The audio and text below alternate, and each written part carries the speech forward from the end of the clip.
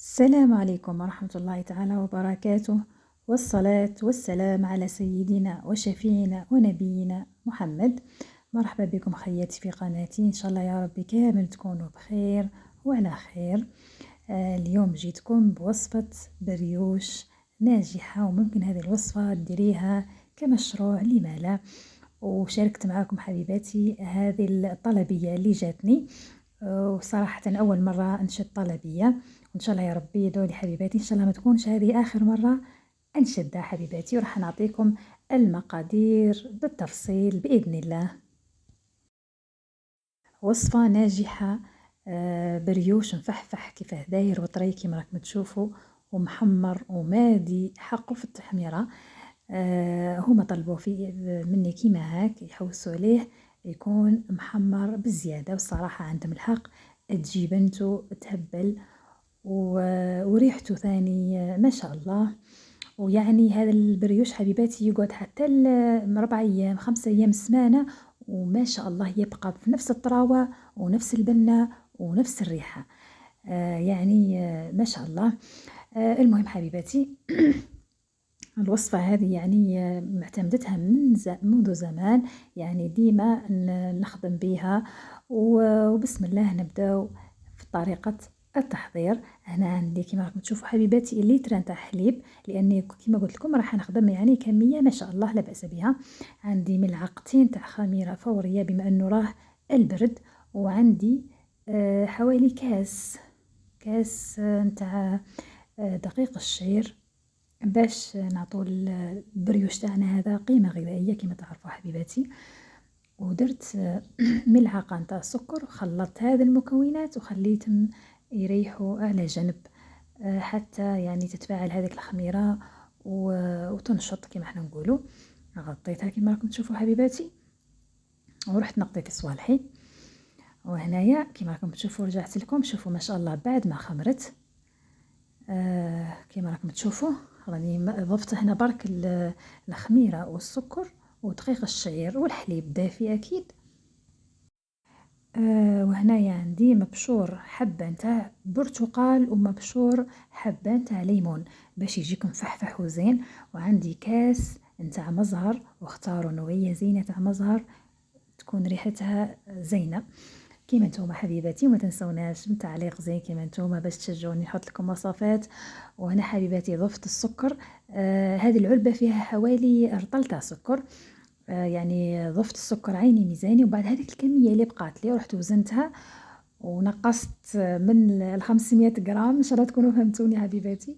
لقيت باللي راني في هذه الوصفة دايرة حوالي 350 غرام سكر باش تجي الحلاوة نتاعو. هذيك هي. وهنا حبيباتي الزيت راني نضيف فيه بالتدريج وما تكثروش الزيت، يعني درت حوالي نص كاس تاع زيت. شتو كاس هذيك تاع 240 مليلتر درت نصه. وهنايا البيض حبيباتي درت فقط بياض البيض، والصفار احتفظت به باش نطلي هذوك البريوش ويجي احمر وزين. يعني اغتنمنا الفرصة تاع عفوا يعني البيض هذاك بدل ما ندير كامل ذوك البيضات ونحصل من بعد باش يعني نحمر هذاك البريوش.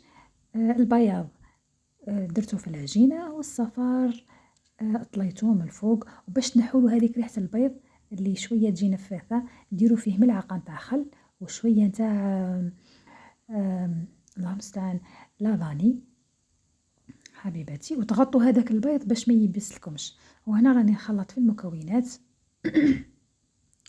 ونضيف الفرينة بالتدريج. ملاحظة واحدة أخرى حبيباتي، الفرينة حاولوا أنه يعني ما تيبسوش العجينة باش تبقى طرية ومفشفشة. هنا راني نضيف الملح، درت حوالي ملعقة صغيرة معمرة. ورايحة ثاني نضيف الخميرة نتاع الحلويات، درت حوالي علبتين هكذاك لأنه كان الجو شوية بارد. حبيباتي هذه الوصفة راح تخدموا بها حتى لامونة تاع رمضان، هذيك تسحروا بها ولا تفطروا بها. يعني هذه الوصفة متعددة الاستعمالات. وهنا حبيباتي ما كفتنيش هذه القصة نتاع الإينوكس، فرغت في القصعة نتاع هذه اللي قدامكم تاع الحطب. بعد ما لميت العجينة يعني وضفت الفرينة بالتدريج كما قلت لكم خلوها طرية، عندها عجانة تعجنها فيها. عاودت يعني شوفوا حبيباتي باش ما نحرق لكمش الأحداث. والفرينة استخدموا أي نوع من الفرينة، يعني مش تتقيدوا يعني بذوك الماركات اللي راهم يشكروا فيهم وديروا في كذا وكذا، عادي أي فرينة محلية يعني تاع الولاية تاعكم تصلح بها. شوفوا هنا حبيباتي بعد ما عجنتها رجعتها تخمر هنايا وخليت العجينة كما قلت لكم أطرية، وغطيناها بكيس بلاستيكي ولا ساشي ولا اللي متوفر عندكم يعني، ونخلوها ترتاح للمرة الثانية. وفي هذه المرحلة أنا راني شعلت الكوشة باه تحمى الكوزينة ويخمر لي لهليه. وأنا حبيباتي شوفوا ما بعد ما خمرت ما شاء الله، شوفوا يعني ضاعف حجمها. نبدأ نشكل في كريات يعني كريات نتاع عجين. وانتم تحبوا تصغروا الحبة ولا تكبروها لكم الاختيار. انا طلبية جاتني قالوا لي كبري الحبة يعني نديرها الحجم لا بأس به، بصح انتم اذا كنتوا رايحين تعتمدوا هذا البريوش كمشروع ديروا حبة يعني متوسط الحجم، ما تكبروها تصغروها يعني حوالي 60 غرام في الكرة هكذاك ولا 80 غرام باش تجي صغيرة ومتحوفة.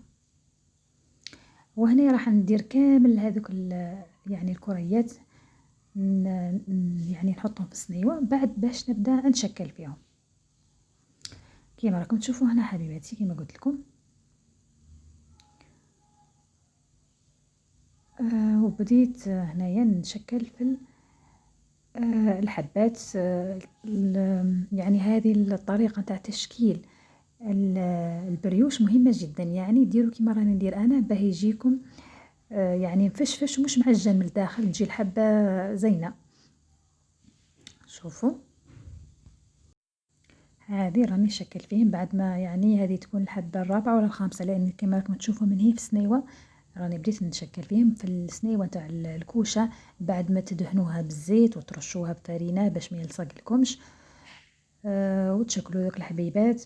وبالنسبة لوقت الاختمار غير تكملوا الحبات تدخلوها تخمر عادي يعني اصلا تكون يعني دات وقتها زين في التخمار، وتكونوا نتوما مدفين الكوزينة يعني كي تشعلوا الكويزينيير راهي يدفى الحال، وبإذن الله راح تخمر لكم بسهولة. وتبقى لكم هذه يعني كيفاش تشكلوها، تخلوها سامبل ولا تقطوها كيما درت انايا، هذه حسب ذوقكم واختياركم حبيباتي. المهم ديما رشوا فرينة من تحت خاطر كيما قلت لكم العجينة راهي طرية وتتلاصق باه ما تعييكمش في التشكيل. هنايا حبيباتي جبت لكم بعض الأقوال من كلام ناس زمان عجبتني هذه كنت نقولها لكم. قال لك اللي مثال عليك ما تكثر عليه ملامة، وإذا جا مرحبا وإذا راح بالسلامة، واللي ما يعرف قيمتك ما تمشيله، واللي ما يعرف مرضك لا تشكيله. وثاني هذه قال لك القش قشنا وماناش مسلفينه، والعيب عيبكم ومازلنا ساترينه. هذا سمعتهم في الإذاعة حبيباتي. حبيت نشاركهم معاكم لأنه عندنا في الإذاعة واحد يعني الحصة يقولوا لها قالوا ناس زمان. المهم حبيباتي شكون اللي كيما أنا تحب تسمع الإذاعة. شوف حبيباتي بعد ما شكلت الحبيبات طليتهم بداك صفار البيض كيما قلت لكم درت له شوية نتاع خل وشوية تاع لافاني باش تروح منهم هذيك الريحة اللي ما نشتوهاش تاع البيض، ودرت لهم شويه جلجلان. عندك ديري ما عندكش ما ديريش عادي.